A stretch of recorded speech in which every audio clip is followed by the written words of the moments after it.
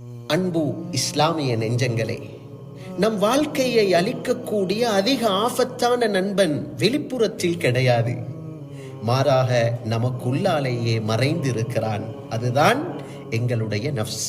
ஹதரத் மைமூன் இப்னு மிஹ்ரான் ரஹிமஹுல்லாஹ் அவர்கள் சொல்லுவார்கள், ஒரு மனிதன் அல்லாஹ்வை பயந்த உண்மையான தக்வாதாரியாக விரும்பினால் தன்னுடைய நஃப்ஸிடம் கடுமையான விசாரணை செய்ய வேண்டும்.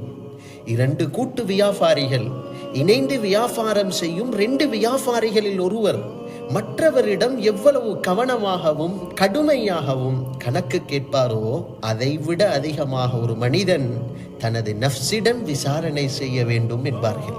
ஏனென்றால் அன்புக்குரியவர்களே, சொல்லப்படுகிறது, ஒரு மனிதனுடைய நஃப்ஸ் தனக்கு துரோகம் செய்யக்கூடிய ஒரு கூட்டாளியை போன்றவனாம். 2 கூட்டு வியாபாரிகளில் ஒருவன் மோசடி செய்பவனாக இருந்து அவனை எச்சரிக்கையுடன் கவனிக்காமல் விட்டால் வியாபாரத்தின் லாபத்தை எல்லாம் அவன் எடுத்து போய்விடுவான். அதுபோன்றுதான் தனது நஃப்ஸை நாம் கண்காணிக்காமல் விட்டால் எங்களிடம் உள்ள அனைத்து நற்காரியங்களையும் அது எடுத்து போய்விட்டுவிடும் என்று சொல்லுவார்கள்.